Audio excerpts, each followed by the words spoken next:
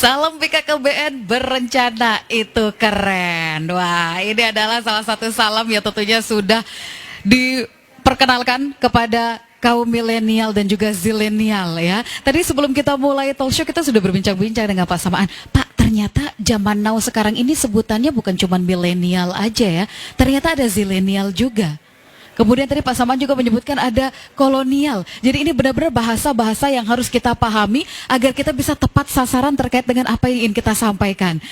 Pak Makri, mungkin bisa disampaikan kepada kita maksud dari kaum milenial dan juga zilenial ini. Ya, memang generasi itu dibagi menjadi beberapa ya. Itu sesuai dengan kemajuan teknologi generasi itu. Generasi yang lahir tahun 45-an itu disebut generasi zaman perang. Wow. Kemudian generasi yang lahir sebelum tahun 60 itu disebut generasi baby boom. Generasi yang lahir 60 sampai dengan tahun 80 itu disebut generasi silenial. Jadi generasi X, generasi silenial. Cuma orang untuk menggampangkan menyebut generasi kolonial gitu ya. Wow, jadi ini ya.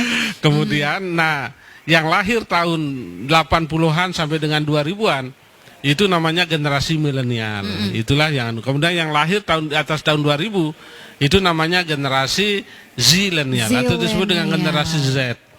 Jadi sekarang sudah banyak generasi Z sudah. Betul. Tapi yang sekarang ini banyak juga generasi milenial ya. Jadi generasi milenial itu generasi yang lahir antara 80 sampai dengan 2000-an.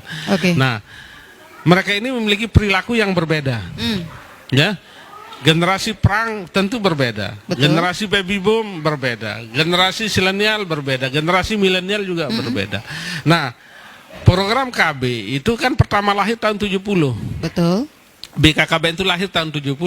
Saat itu generasinya masih generasi zaman perang dan baby boom, ya, yang banyak.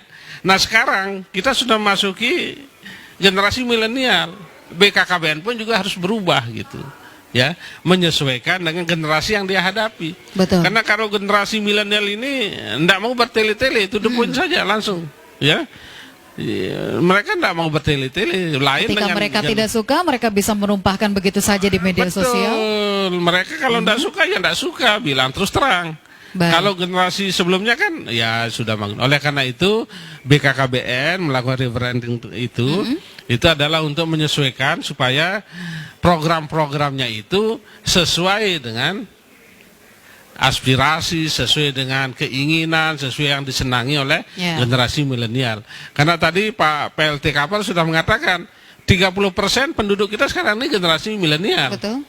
Jadi keberhasilan program apapun ya, itu sekarang ini sangat tergantung pada kemampuan kita untuk mendekati generasi milenial. Oke. Kalau kita berhasil dekati mereka ini dan mereka melaksanakan program kita, maka berhasillah program. Tapi kalau mereka acuh tak acuh, tidak mau tahu, nah ini kan ada survei ya, tadi saya sampaikan waktu Rakerda, ada survei bahwa generasi milenial ini tidak mengetahui tentang BKKBN. Karena mereka, apa itu? Apa kaitannya dengan saya BKKBN? Itu adalah komentar generasi milenial. Padahal BKKBN sendiri sudah ada sejak tahun 70. Sejak tahun 70. Itulah kenapa itu terjadi.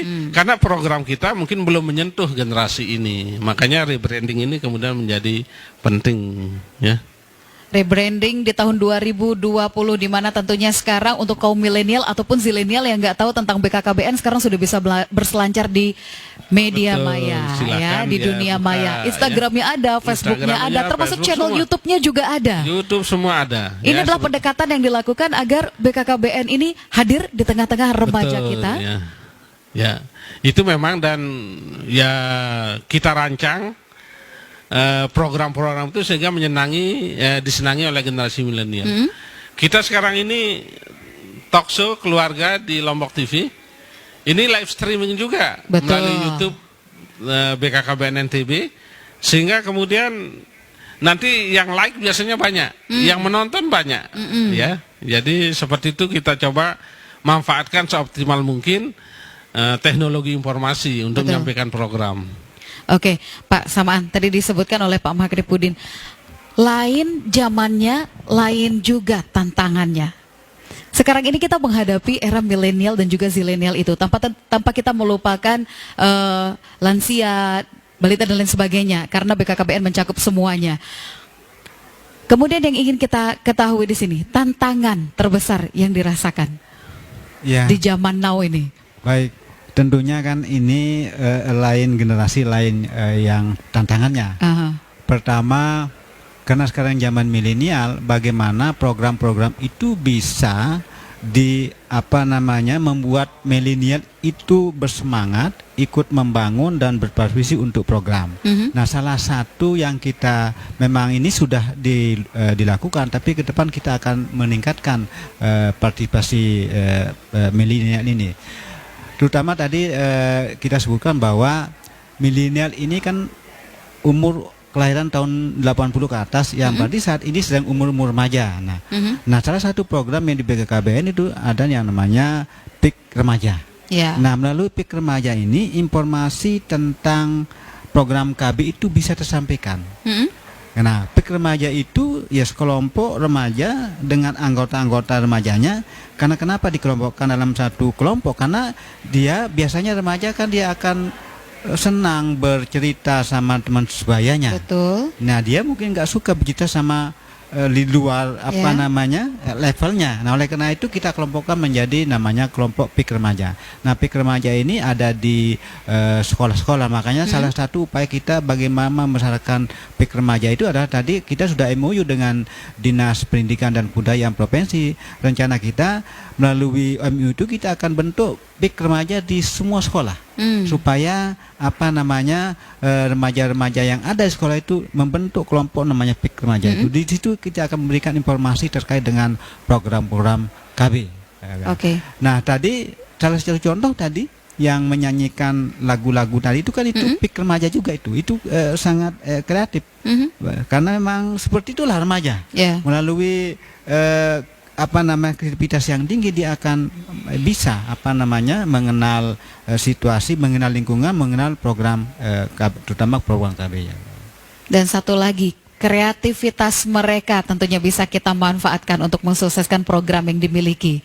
Luar biasa. Ini adalah obrolan yang sangat menarik sekali. Jadi untuk Anda yang mungkin baru saja bergabung bersama kami, tidak ada kata terlambat sama sekali. Kita semua punya peran masing-masing untuk mensukseskan program yang dimiliki oleh pemerintah ataupun BKKBN. Karena tentunya kita ingin daerah kita seperti motonya, menuju NTB yang gemilang.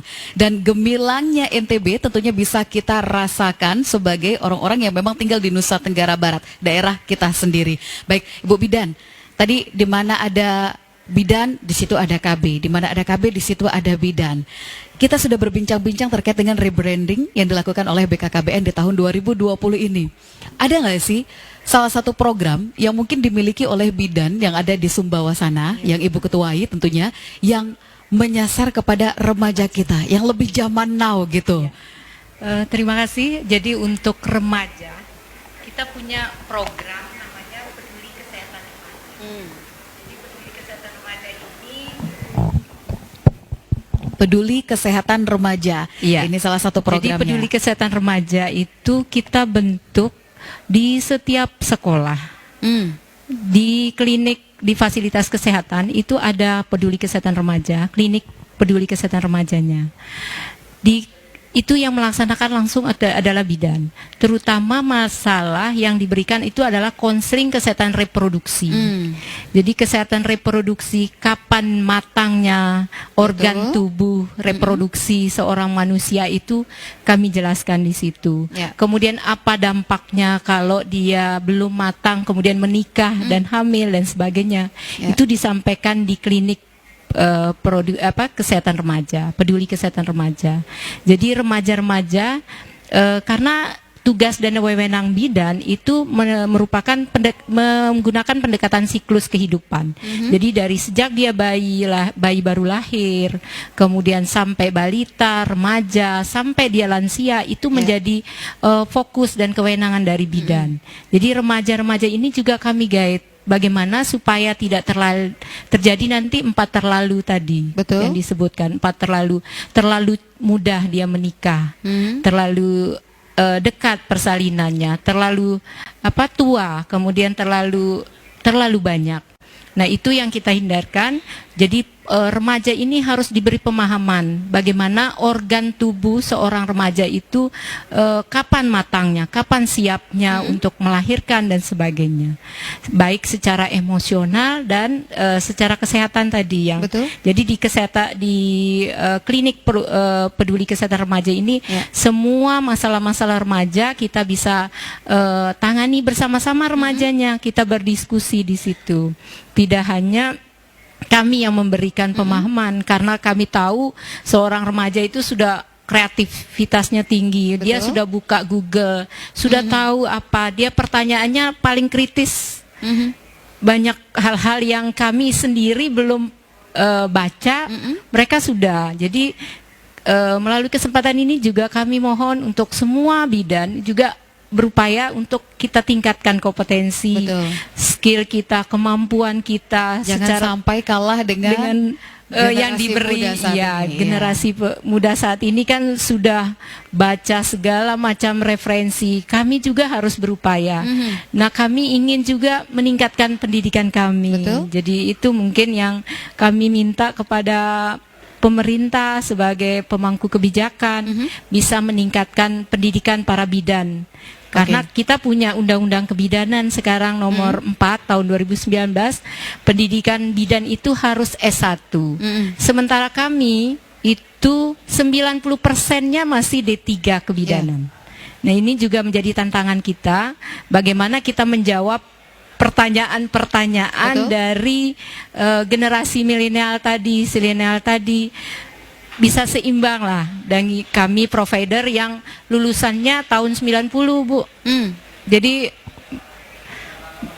harus kita sekolah gitu, kita menempuh pendidikan. Jadi ibaratnya sekarang sudah tidak jalan lagi, tapi harus berlari. Harus begitu ya, berlari Bu, ya? bersama-sama. Karena generasi milenial kita, generasi muda kita saat ini update guys, gitu ya bahasanya ya. Sekali.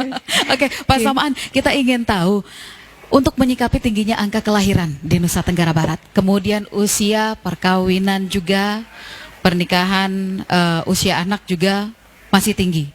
Apa yang kemudian menjadi harapan BKKBN sendiri melalui momentum Rakerda di tahun 2020 ini?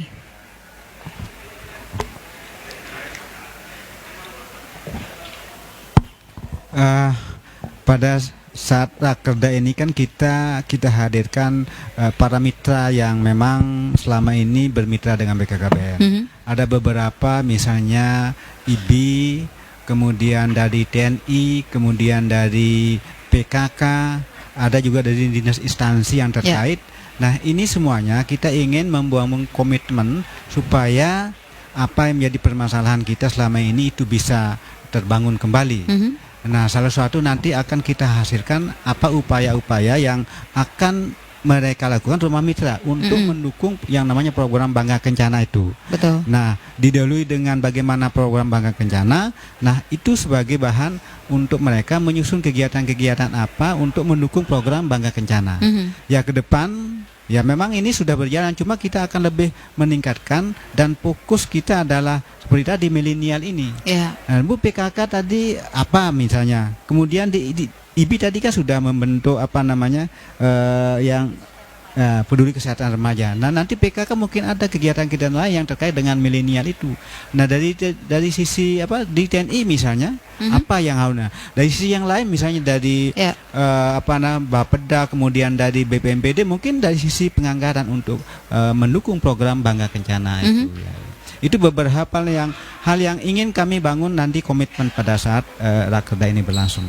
Baik, dan komitmen ini tentunya kita doakan semoga sukses, semoga tercapai juga apa yang kita cita-citakan untuk mensukseskan Bangga Kencana era milenial untuk Nusa Tenggara Barat yang gemilang.